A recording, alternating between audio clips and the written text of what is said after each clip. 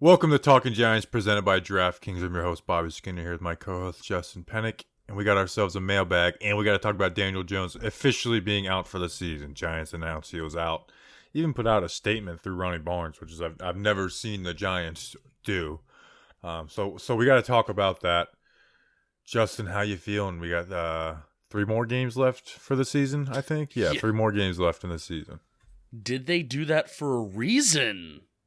Question mark. Ronnie Barnes, one of my favorite people in the entire world. I don't care how bad the Giants are hurt. I don't care how down bad they are.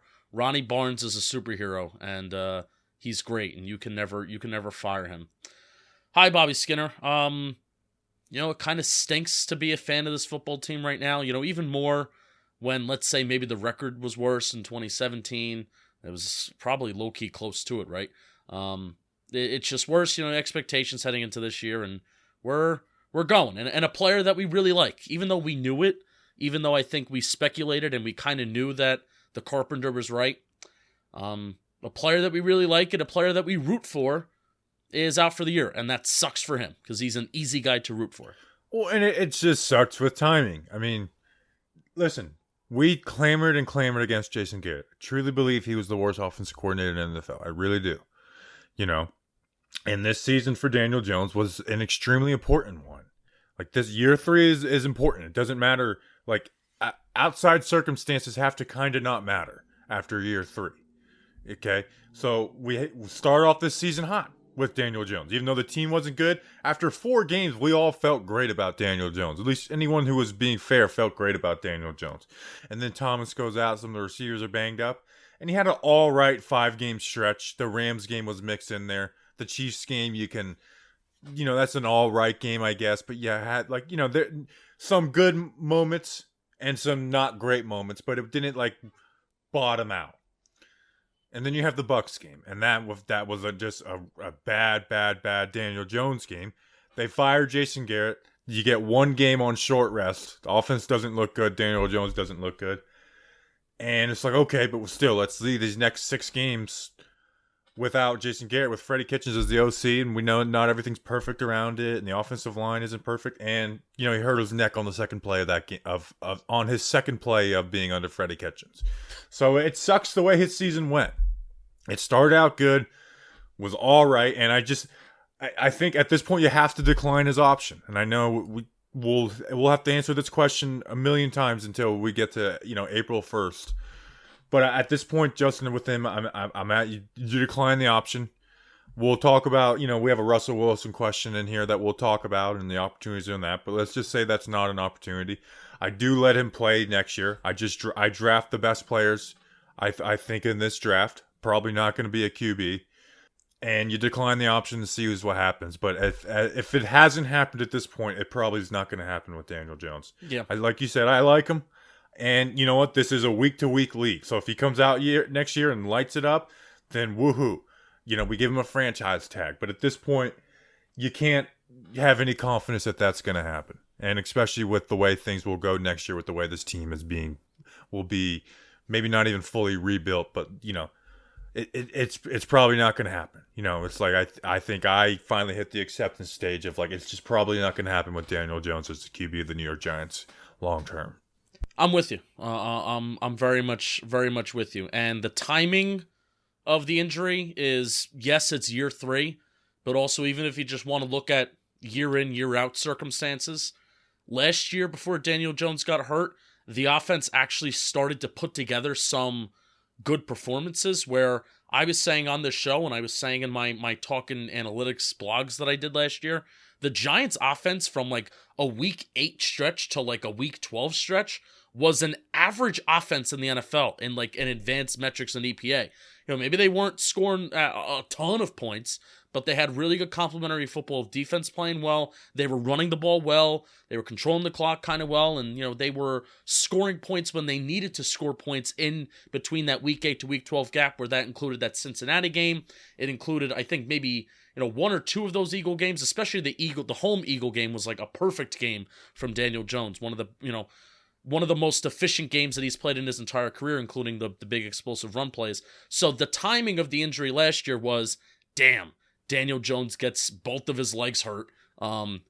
when the offense is starting to pick it up, and then he comes back and it's slow. Whereas this year, it's okay. Daniel Jones had a really good start to the season.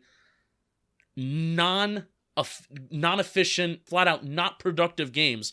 He hasn't been consistently good. All-time low production games, and then he gets hurt. And that's the difference between him getting hurt last year and then him getting hurt this year, coupled on with it being year 3, and it's time. He just hasn't been consistent enough. Yeah. And you have to be consistent after your third year. And winning. And winning does matter, no matter how, even though it's not a QB obviously stat, situation blah, blah, blah. does matter. You see a guy like Stafford, lose in Detroit, and then you'll see some, QBs who aren't great, win games because they're in situations like San Francisco. But I am in the boat of you bring him back for year 4, not because you have all the faith in the world, but just I think that'd be your best option. I don't believe in a vet I don't like the idea of if you want to bring in like a backup to. Because of his injuries, I'm fine with that, but I'm not on board with like the, a Jimmy Garoppolo, Marcus Mariota type player to come in, because I think Daniel Jones is better than those players. Yeah.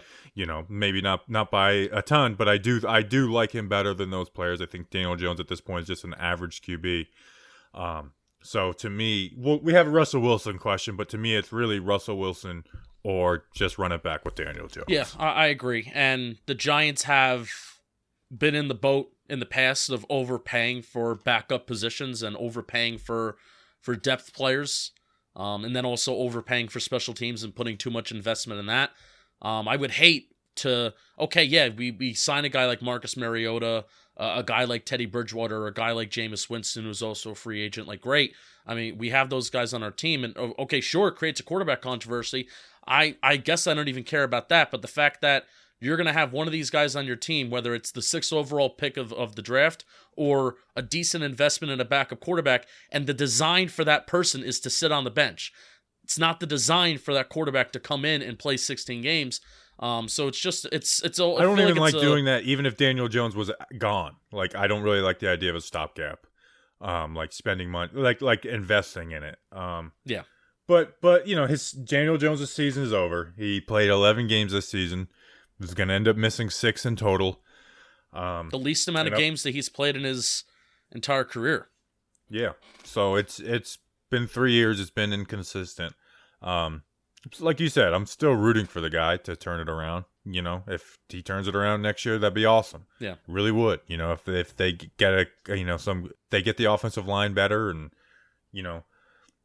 you got some decent weapons at wide receiver. Actually have a good wide receiver question though.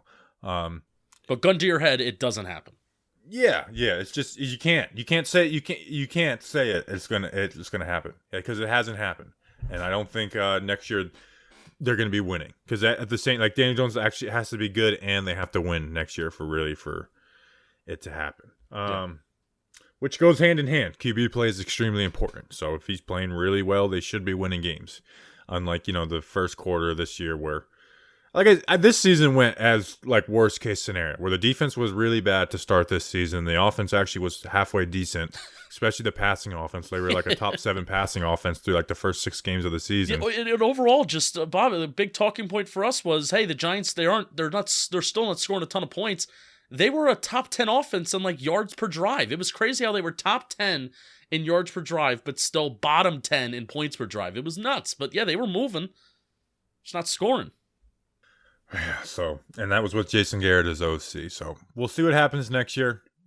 Not betting on it, but it is what it is. All right, this episode was brought to you by got a good amount of new people in the family.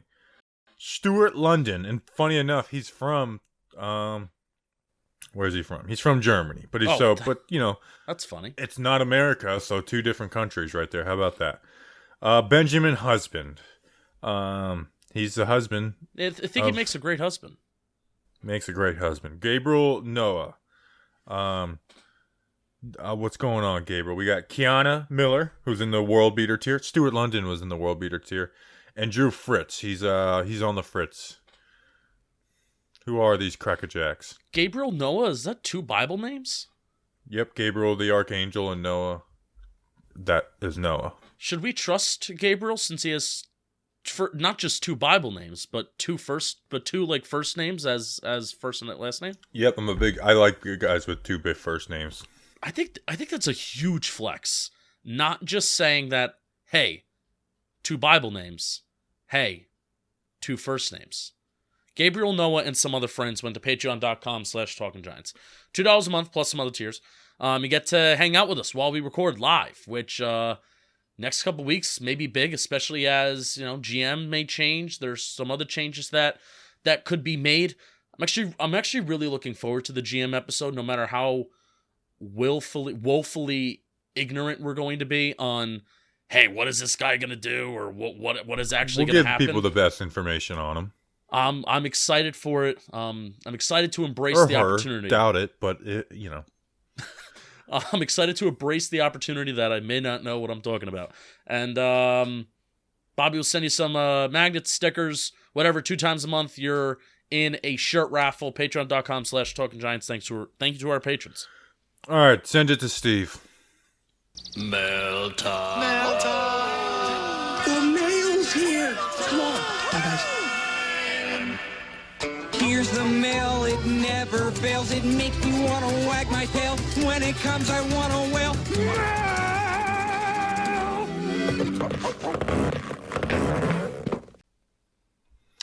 All right, thanks, Steve from Blues Clues. Justin, let's get into the mail. First question is coming from Vanilla Vic at Shake and Bake. Looks like _. If Mara ends up keeping Judge next year, do you think it's better we hire someone? Not the first question. Wow, bad guy. Really bad guy. I was yelling that for like 10 seconds, but my mic was muted. saw that your mouth was moving. Really bad guy. Should I try? I'm going to try that again. Really off to a bad start. I should be fired. The actual first question that's coming from Anthony Bordenaro. WALB at Anthony B_WX. Everyone's favorite Florida weatherman, Anthony is. Georgia. What improvements? Huh? He's in Georgia. Oh, got it wrong again. 2 strikes. 1 more, I'm out. What improvements should we make to the wide receiver room? Should we trust Toney's health?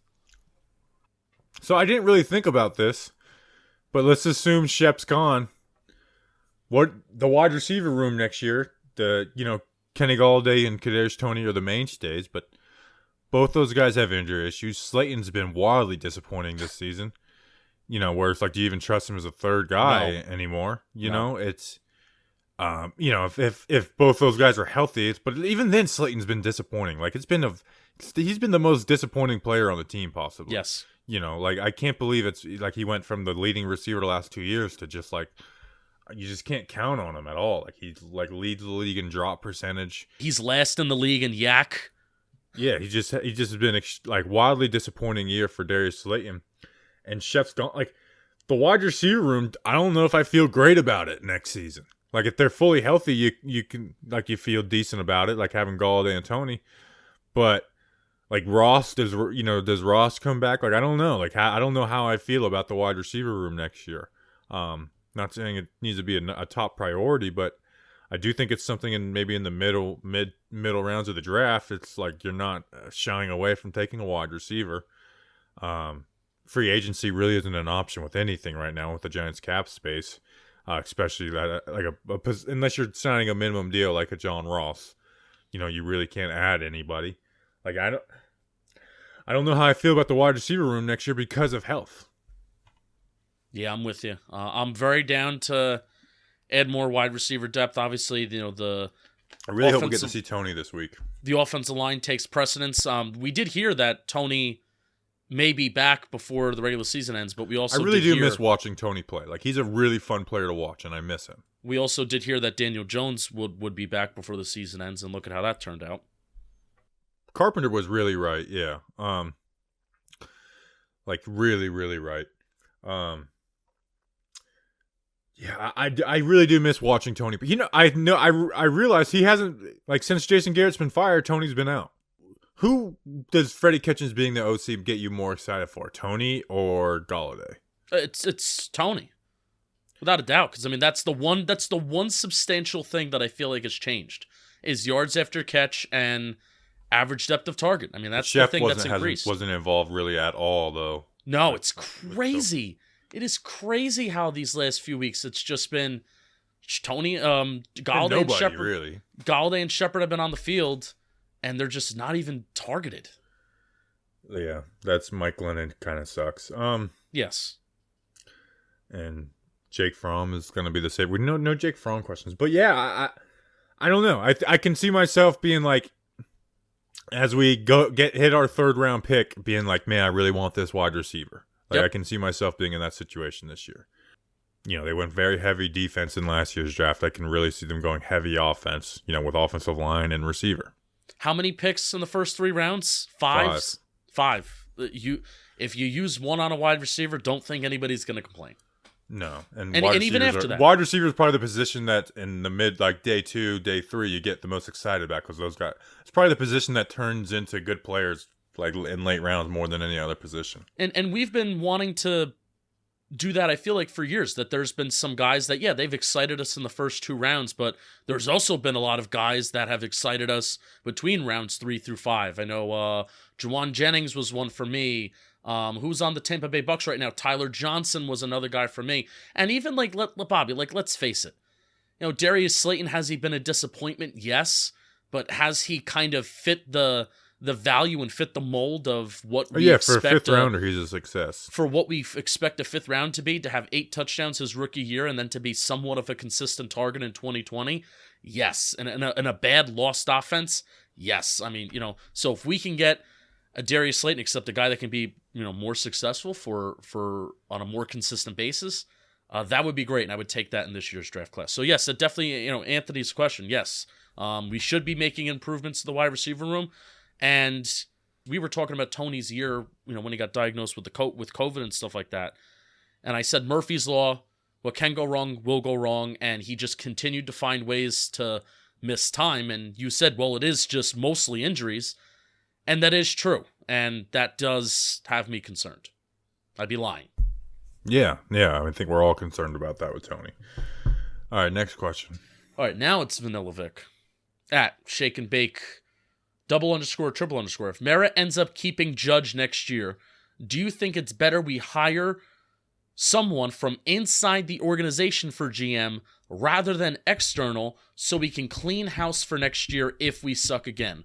Or hire the external GM and put Judge on the hot seat? So I feel like this is a scenario that's been brought up a lot that to me just isn't like realistic. You know, like, do you think they would hire Kevin Abrams, who, you know, if there's anyone that they're going to hire in house, it would be Kevin Abrams, and then fire him after 1 year if it's not going well next year? If it's in the back of your brain that you want to clean house, then clean house. Yeah, that's. So it's like I just don't see that as a realistic thing. Like, I think if that were to be the case, that they would just give Judge I think they would do the same they would treat Joe Judge the same way they probably did Dave Gettleman, where it's like, let's just bring him back for a 4th year and see what happens. So, and part of me says yes, that's what I kind of want, but I just don't see it being realistic. Like, I think you'd be better off just keeping Dave Gettleman. Like, why would we honestly, why would you fire Dave Gettleman just to make everyone step up? It's be Tom Coughlin, Ben McAdoo again. It's like, what is making people have more responsibilities that haven't done a good job do? It's like, oh, these people haven't done a great job. Let's give them more responsibilities. You know, like, that's what firing Tom Coughlin and hiring Ben McAdoo as a head coach and keeping Spagnuolo. You just put more on the plate of Ben McAdoo and got rid of the guy, and got rid of the head guy. So, no, I'm in the boat of go out and you try and get the best possible candidate for GM, and you hope you get a good offensive coordinator pair with Joe Judge, and we hope that Joe Judge has more hand in this defense than we know, and that he really is innovative with defense as a defensive mind with Patrick Graham, or at least I hope he hasn't had as much of a hand in the offense as he's had on the defense. And you hope you get a good OC. Like, that's what you hope for, you know, like this idea that, you know, Mara thinks Judge, we may have talked about this on Monday, but like, you know, Judge, he's got his Belichick Parcells. It's like, well, no, what has Judge done? You know, Bill Belichick created cover 3 match in the 90s with the Browns, and it's still being run to this day. You know, like what has Judge done to like do that besides like maybe running day-to-day things well. Like, I don't doubt that Judge does run like the day-to-day operations of being a head football coach well, but it's football coaching is the most important thing, and it's what has Joe Judge done coaching-wise to get you in to where you really believe in him. It's one thing to give him another chance, but to really believe in him, it's like, what has Judge done? You know, unless and again, maybe he does have a bigger hand in the defense than we know. So, but I'm in the boat of go out, get the best GM, hopefully, that you can get, and you hope that Judge brings in a good OC, and they have a good draft, and we're feeling more positive after next year. Yeah, I agree with you. And the only thing is even if they go outside and they hire the quote-unquote best candidate possible, people aren't still going to believe in that person if they have Joe Judge ties. No, and that's and why shouldn't. it's such a and it's such a lose situation that we're all experiencing as Giants fans right now. Yeah, Mayor's screwing it up. If they just don't clean house, because they could bring in somebody with a good resume. They can bring in somebody who's traded down, who believes in value, and is going to, talk about, hey, I want to bring in maybe an analytical, data-driven approach, and we'll get excited. But at the end of the day, there's still going to be a majority of Giants fans who look at things, who really look at things in depth and be like, well, if this guy is Joe Judge ties, and I'm just not going to believe in him. And that is the shitty thing about this situation. And I don't blame anybody for not believing in it. Yeah, there's been no track record to believe in it. So, all right, next question. All right, next question. Bleeding Blue Giants History Podcast at bleeding_blue. Episode. People know we have all offseason to talk about this topic. Yeah, whoever asked that question, how dare they? It was necessary this week because of what Albert Breer said. But Bleeding Blue Giants History Podcast making its debut January 31st on a Monday, the Monday after the conference championships. It's going to be a lot of fun this offseason. That would be February 1st. No, it's January 31st. I've looked at this multiple times. Oh, I thought you said January 1st. No, January 31st. More Russell Wilson rumors. We're going to be in Alabama for the debut of that. Oh, that's true, yeah. Where are you guys at with wanting him? Well, I will say I don't take what Albert Breer said and being like, oh my gosh, maybe there's more to this. You guys remember Albert Breer said that Kenny Galladay wouldn't sign with the Giants because of Joe Judge and Matt Patricia knowing each other the week of. And I've been in those Albert Breer like Twitter Periscope things, and he's answering questions rapid fire, so it's not necessarily source stuff. So that the Albert Breer thing didn't move the needle for me at all. But where I'm at with Russ is I'd be excited. He's 33 years old. He's got a lot of football left. He's got 5 years or so. It'd be a somewhat of a long-term play. And the conversation we talked about Daniel Jones before, where it's like at this point he's not the guy. And drafting a QB is scary. Look at Trevor Lawrence, the best prospect ever. He's not playing very well. Justin Fields, not playing very well. Zach Wilson, not playing very well. Trey Lance can't get on the field. And this was another class last year, like 2018, where it's like, this is such a great QB class. This QB class doesn't come around. Can't go wrong. Yeah. So it's drafting a QB scares me. So it would be the quarterback position that would excite me the most. It would excite me the most. And you're trading away a lot of picks, and I understand that. So I understand not doing it, but it would be the move that would excite me more than any other thing they could do this offseason is trading for Russell Wilson. Yeah. Yeah, I'm right there with you. Where it would be it's just the gut punch of how many picks are you going to trade away, but you're trading those picks that haven't been such a sure thing, and especially if you're thinking of that pick being a possible QB in the future, well, you just listed all those quarterbacks where quarterbacks are not a sure thing. Even guys that go, number 1, number 2, number 3, number 4, 5, 6, whatever, they're not sure things. And nobody is good at evaluating QBs, where you have to get lucky with situation, matching between player and coach and fitting the guy's strengths. There's so much that just needs to go right, and there's so much that you need to be lucky with. And team matters, like I don't think the Giants would be good next year with Russell Wilson. They would be better than what they are right now, but it would be like it kind of, like you got to draft the right way and work free agency the right way. But it's like you have to do that no matter what, So obviously you have less darts with less picks because you'd be giving up like probably 2 first rounders and something else, So you have less big time darts.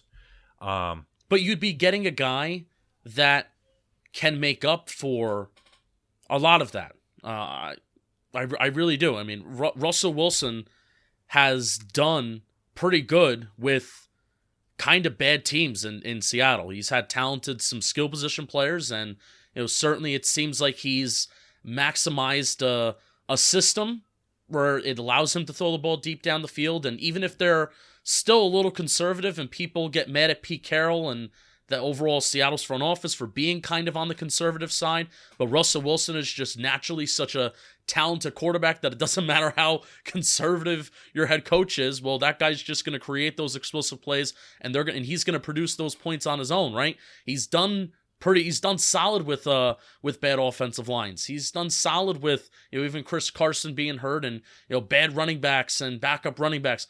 He's done pretty solid with bad defenses. Seattle hasn't really had a substantially very good defense since like the Legion of Boom. And when they gave Russell Wilson the contract extension and all those guys had to leave Seattle, Russell Wilson has still been kind of keeping them afloat. They haven't been the same kind of team. But Russell Wilson, the argument is, well, Russell Wilson makes up for those picks that you trade away. Because if there's one thing you want to get right in the game of football, it's the QB spot. And, the Giants haven't gotten that thing right. But here, I'm going to give you the counter argument. Yeah, please. I mean, I don't even know what phase I'm in yet. No, and again, it would be the most exciting thing that they could do. Here's the counter argument to it. The last time the Seahawks went to an NFC Championship game was the year they lost to the Patriots in the Super Bowl. And he was still on his rookie deal. So. Exactly. That's the counter argument. So yeah. it's the QB contract plus you're giving up important picks of like first rounders, which you got to get right, and those guys being on cheaper deals, Yeah, but again, that's you got to get the quarterback right. Then it's okay. Then the Giants will eventually be in the QB market. Are they going to be bad enough? That's also a question. When the Giants are looking for a new QB post Daniel Jones, are the Giants going to be bad enough to be in a position where they can just draft their QB that they want? And they don't have to move up to get the QB that they want, where then you'd be giving up draft picks anyway. Yeah, and it's why QB is the toughest position to get. And that's why I would be down for it, because it's like, all right, well, we got this right. Like and we it's know a sure thing. We know we like, yeah, it's a 100% sure thing. You're not getting excited about someone's draft, prospectus. So that's why I would be excited for it, and I would be I would 100% would be willing to do it. But there's also a lot of negatives that come with it. It's not signing Tom Brady in free agency. It may come at the price of, not rebuilding and finishing the offensive line like fans want this offseason. It may come at the expense of not getting that tier 1 edge rusher like we're looking for this offseason. That's the bottom line, is that there's going to have to be a sacrifice involved with it. And that's that. And Jake Fromm's, and actually no, because Jake Fromm's going to save the day, and he's going to be the franchise QB forever.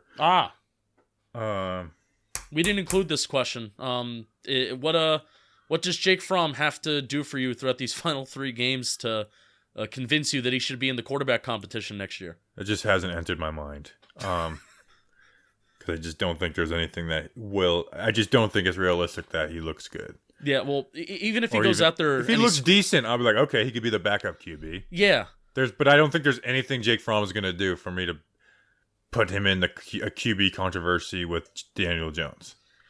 He could go out there, score 30, 40 points, and be like a Matt Flynn, right? Remember Matt Flynn of the Packers, where he was a backup for Rodgers, came in, scored 30 to 40 points, and then he gets that huge multi-year deal from, not huge, but he gets like kind of a big multi-year deal from the Seattle Seahawks, and then he stinks. If Jake Fromm has a good game, or even if Jake Fromm just has an okay game, people are going to be like calling for like the Matt Flynn appreciation, and look at how well that worked out. All right, I actually like this next question. This is one of my favorite questions ever. It's a tough question. I wrote a whole post-it note of answers. Patrick McKinstry.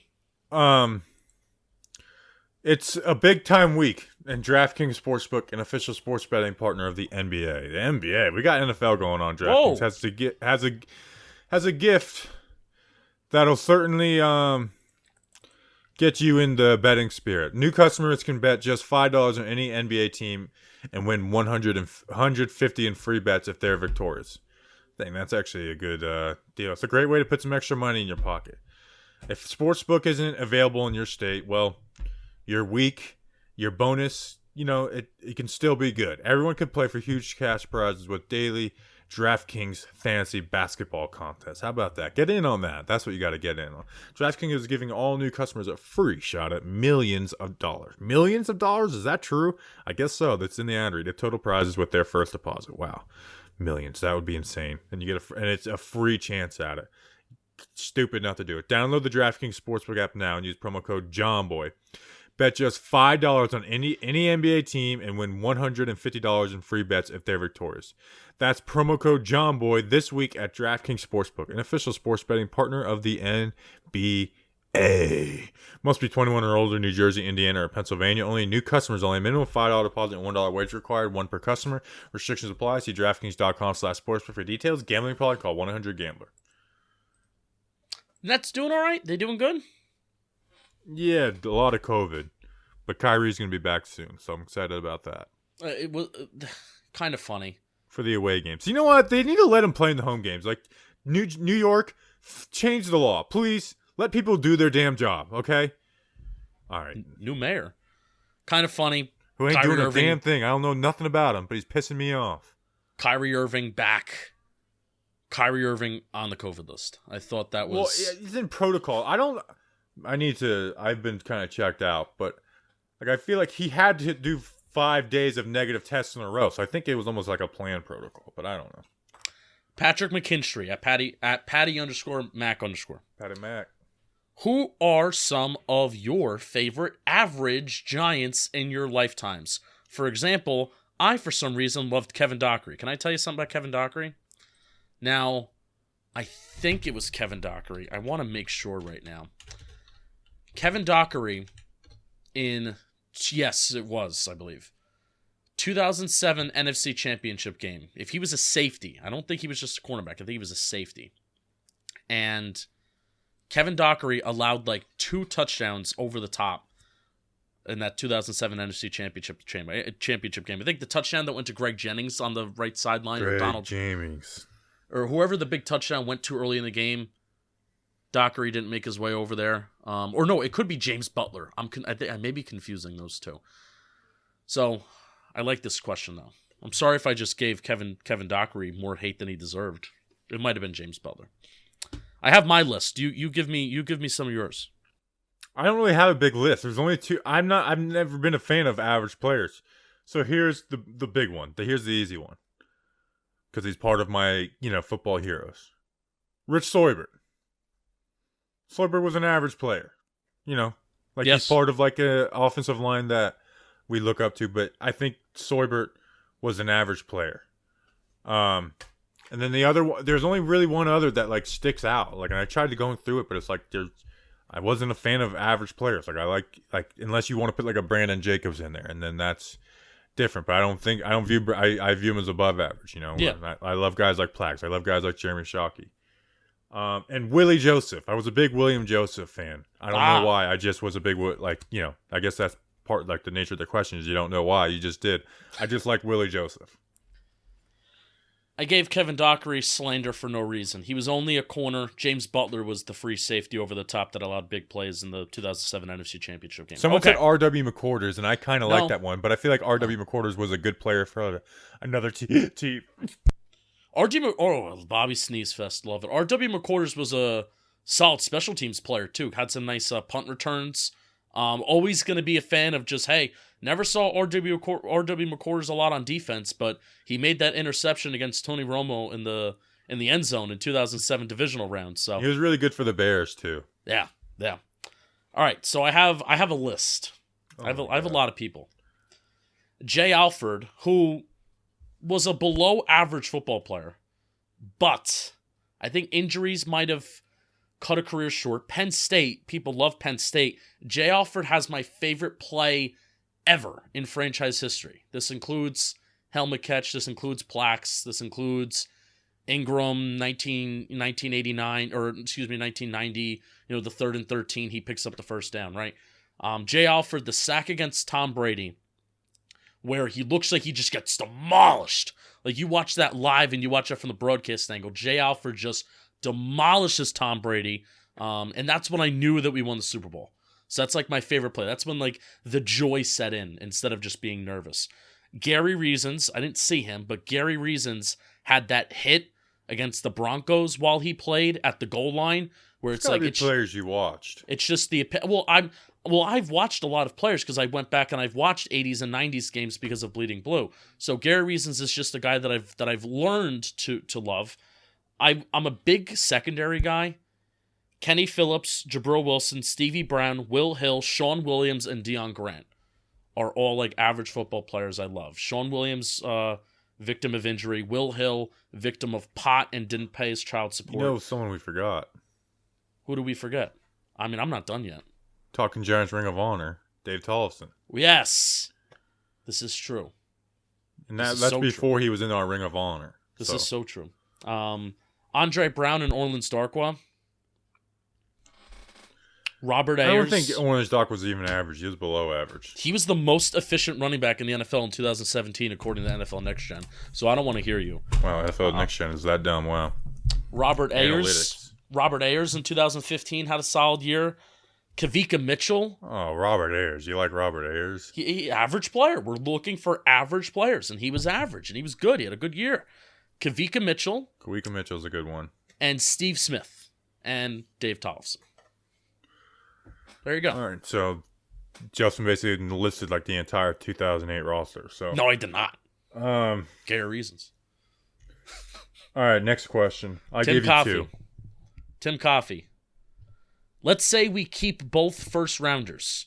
Are you a bigger fan of drafting offensive linemen with both picks, offensive tackle and edge, or interior lineman and edge, or another combo? So basically, which combo of players are we down to draft? Also, Tom Coffey sucks. Who's Tom Coffey? Don't know. Tim always makes references I don't understand. My dream is to get one of those edges, whether it's even if it's Karlaftis. I really like Karlaftis out of Purdue. And an offensive tackle, whether that's Evan Neal or Ikem Ekwonu. And then, round 2, I would hope to get a guard like Darian Kennard or somebody like that. Somebody I can trust. Someone who's played like SEC football. And it's just like that guy physically is going to be able to hold up in the NFL. Will his technique and stuff get better? I don't know. But physically, that guy's he's going to be okay in the NFL. And at guard, you can live with that. So that is what my dream is. But honestly, though, if they went 2 offensive linemen, that also just the offensive lineman in me would be like, this is the greatest moment of my life. Like, I get to watch 2 rookie top 10 offensive linemen. Like, that would be a dream come true for the offensive lineman in me. And it'd be nice to just like, all right, 3 out of the 5 right now we feel really good about. Doesn't mean they'll pan out, but it's like going into the year, it's like 3 out of the 5, bam, we're good. And 4 out of 5 because I love Nick Gates and he's going to come back stronger and better than ever. This draft is going to have the opportunity to turn this Giants franchise around. I mean, no joke. You have 7 draft picks, and then how many draft picks do they have overall, Bobby? 10? 9. 9? Because you lost the 7th rounder in the Billy Price trade. And I mean, hey, you could always, they could always trade back and do whatever. 9 draft picks, but it's just most importantly, 5 draft picks when they most matter in the first 3 rounds. This is a draft class that should change the Giants franchise around. I'm a person that wants to marry need and value. And if you can walk away with your edge number 1 and tackle, and have your bookends at left tackle, right tackle, that's important. But drafting an edge, a top-tier edge, it can change this defense from a bend but don't break, from a defense that we like and a defense that is vulnerable, but it kind of just, it does all right, to a defense that can be it to a defense that could be solid for a couple stretch of a good couple stretch of years, right? And with Jackson and, maybe you got to find a Bradbury replacement. Maybe you extend him, but McKinney's here and, you have a core group of guys on that defensive side of the ball that are here. Leonard Williams is still here. Dexter Lawrence is still here. Find a way to get that edge number one. It would have to really come in that first round. That makes this defense and it transforms this defense. I really do. Because this bend but don't break, I don't know how sustainable it is. I mean, they're ranked 21st in points right now, defensively. Where it's like we love Patrick Graham, but at the end of the day, they are ranked 21st in total points per game on defense. Research Rick has a really good line. Bend but don't break doesn't scare anybody. Getting a number one edge rusher and getting after the quarterback plus having a secondary like they do right now, I think that would scare people. Yeah, I mean, think about when we go into each week in our preps, our previews. When have we ever been like, man, this secondary really good? Like, I'm worried. No, we go into games being like, their two edge rushers are gonna freaking work. They're gonna put in work. And Thomas will handle one, but it's like we're screwed on the other side. Like that's part of the Giants' issues, personnel wise too. But it's just a top pass rusher puts more fear into you, and then a top cornerback. That's just the way it goes. Top pass rushers can take over a game. Top cornerbacks can't. A real deal, true number one edge can take over a game, and I feel like translates into playoff success better because you're playing against better defenses overall. Yeah. So yeah, if we could be in a position to get an Aiden Hutchinson, a Thibodeau, or even a Karlaftis, like that would be really hard to pass up. With you. And we're gonna have back-to-back. I really think we're gonna have back-to-back first-round picks. That's gonna. I think it's a lock. That's gonna be freaking chaos. Like, I don't know if I can handle having back-to-back first-round picks in the top of the draft. No, I've talked about it with you before. I've been, because we're. I don't know how we're gonna do it. We're all gonna because we're gonna be live streaming. That's that's what we do. We live stream for freaking 17 hours, 15 hours throughout draft weekend. It's gonna be pick trade 5 down out of one of those picks. Pick 5, yeah, which I would be open to, especially if we're in a world where, hey, maybe we want to. Man, they have to. They have to go tackle. I mean, they just have to. But if we're in a world where Neal is gone and you don't feel good about any tackle, you take your edge rusher and then you trade down and Linderbaum, from again, I haven't started anything. I really haven't started anything. So I'm saying this with like an uninformed eye, but it's just so wild to me if they have to walk out of the draft with a tackle that they feel confident in starting. That is like almost a must because they're not going to do it in free agency, and it's not going to be Matt Parrott. No, yeah. Even though it's like what Matt Parrott should have been playing all this year, it's not Matt Parrott. No, and it's not Isaiah Wilson. Get that out of your head. Although I'm not giving up on Isaiah Wilson. Yeah, no. All right, next question. Fire Gettleman and Judge at NYG_Texas. What game will we have the Talkin' Giants tailgate at in 2022? I don't know. Last year it was very like I'm coming up for the Eagles game. I don't know what game is like on the schedule that. Who do we play in AFC wise next year? You want to try for you want to try for We've had the AFC South next year, so we have the Jaguars, the Texans, the Colts, and the Titans. You want to try for a warm weather game? I kind of feel like I want to. I feel like we couldn't have as much fun at the tailgate because it was so cold. Yeah. And everyone's layered up, so you're less recognizable, and people aren't wanting to walk around and stuff.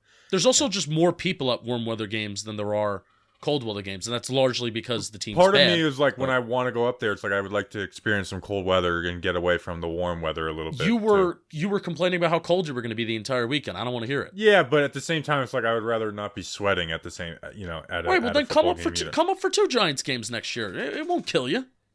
There's 17 games now. That's true. Come up for a week 4 game. It's after the first part of the season buzz. Come up for like a week 4 game. We got I could go to back to back. We just go back to back games. I really want to go to an away game next year, and the Giants are playing the Vikings in Minneapolis. Yeah, And why would you want to go to Minnesota? Minnesota's a scumbag state. Oh, that's right. You went to school there. It's a beautiful stadium. Do they play in Jacksonville? They do. They play the Jags. I don't know if they play in Jacksonville. They do play in Jacksonville. Come to that one. I could maybe go to that one. Does Amelia Island, does that have any significance in your brain? No. Amelia Island. I need to look this up. I went on vacation in Florida a couple years ago, and it was kind of pseudo close to Jacksonville. Amelia Island Plantation. It's in Florida. It's in Nassau County. We're gonna have a last place schedule. That's gonna be fun. So we'll get to play the Jag. Oh no, we're already playing the AFC South. And we're playing one opponent from the AFC North and then one opponent from the NFC South. It sucks the AFC North is. Yeah, they're all good. Well, I mean, Yeah. hopefully, But the NFC South we'll get to play. I guess it'd be the Falcons, and then the NFC West is another good division. So it doesn't AFC really matter. North. We're playing a team from the AFC North. If the Steelers finish in last place and Big Ben retires, maybe that's a good opponent. Yeah, that's what we need. We need the Steelers to finish in last place. Because the Browns, Bengals, and Ravens will all be favored against us. There we go. But it's still better last place schedule than a second place schedule that we face this year. That's true. Playing the Titans in Nashville? Oh, no, that may have to be the away game. I love Nashville. You would. I think I'm going to go. I think that's settled. The answer is we don't know though at this point. We're gonna wait for the schedule to come out. So an event wise, FanFest, warm weather game where we're going to be doing something at MetLife Stadium, and then I would love to do for an away game. I would love to do a watch along somewhere in New Jersey where we all meet up at a place and we watch the game together. So I want to have a couple different events next year. So stay tuned for that. We talked about some things this year. You know, we executed some things with FanFest. You know, and if they have training camp that's open to the public too, and if they have a FanFest, we'll do stuff there. But especially if they have a training camp that's on a more consistent basis. Well, if they do FanFest, we'll go to training camp the week of FanFest. Yes, but it all depends. I'm going to training camp regardless, no matter what. And you know, we'll have events and we're not an informal event and we'll have a good time. So there you go. Last question from Simple Man Radio, which. Good chance we get that started up again if you're excited about that, if you really like us. Simpleman Radio at Simpleman Radio. Radio. Will Bobby get his account back? So I had to put in a formal appeal. Not like a... Sometimes your account will get suspended and it'll be like, all right, you got to delete your tweet and wait for 24 hours or whatever. No, they were like, your account's done. Like, say goodbye to Twitter. This account is gone. So I sent in a formal appeal, and they actually got back to me within 36 hours. So my account is back, but it's still suspended right now. It's back, I have it, but it's it'll be back. I guess on Wednesday it'll be back. Sometime on Wednesday, it'll be back. Yeah, for 18 hours I had more followers than you, and I talked with John Boy Media this week, and we're talking about me, having a new situation, whether it's it's just I'm looking for a raise, talk to them about a raise. The give Bobby the bag movement worked. Congratulations and thank you thank you to everybody who participated. So they're gonna send me over a couple different offers this week in different situations, but I was very scared. It's oh my god, I hope that I don't lose my entire Twitter account this that'd be week a bad of all look. Weeks. Yeah, and it's I just put in for the media credentials for the Senior Bowl, which we'll get, but it's they look at your social media to see who you are, and it would suck to have my account suspended for that. Yeah. Which it very well may have been, but I was worried. I was truly worried I was going to lose my entire Twitter account, and that's the account that has the most followers on all of our platforms, more than Instagram, more than YouTube, more than everything. Is my personal Twitter account has the most. So I was very worried that that was going to be gone. I don't know how. I got to grow up and stop doing stuff like that, basically. I mean, it sucks because I was the one that reported you because I wanted to overtake you in followers. That's true. But I was worried. I was acting calm and telling everyone I'm going to get it back. Yeah, because I'm gonna be honest. I was concerned, and I was texting you, and you were like, I think I'm gonna get it back. I was acting like I wasn't concerned because I didn't want people to be concerned. But in my head, I was like, I was very concerned that I wasn't going to get it back. That's a good personality trait. In moments of chaos, do you tell people like not to panic, even though maybe you're panicking on the inside? That's a very good personality trait. I guess so, but I was panicking, and I'm like, I just need to stop doing stuff like that. It's every 3 months I get in trouble on Twitter. Sure. Whether it's making fun of Dwayne Haskins getting his tooth knocked out, and people are like, oh, you think domestic abuse is funny? It's like, no, I think Dwayne Haskins getting his tooth knocked out by his fiance is funny. Like, and I will say that proudly. I think that's hilarious. It's a double standard. I know. You know what? I'm actually one of the people who think it's a lot worse for a man to hit a woman than a woman to hit a man. I just do. So I just get myself in trouble on Twitter. It's like every 3 months, whether it's saying some guy who's wearing like an African hat. I was like, it looks like the Good Burger hat. And I have all these like racist people like in my mentions for 48 hours and trying to contact John Boy Media and get me in trouble. So just not doing that. Every 3 months I get in trouble. And it's like, I just need to stop. It's like, I just lose my mind every 3 months on social media. And I need to stop doing that. It's like, you know what? Just do your film breakdowns, make some harmless jokes. It's like even like the burn down MetLife. Like the fact that I haven't gotten in trouble for that is like it's just toeing the line. I need to grow up. That's not like that's inciting violence. That all right. Is like me saying I'm going to murder Cowboys fans is a lot less threatening than saying burn down MetLife because like I have actually some influence over Giants fans. Like not like no I couldn't. Now it would never happen. But, like, they could make the argument, like, you have influence over Giants fans.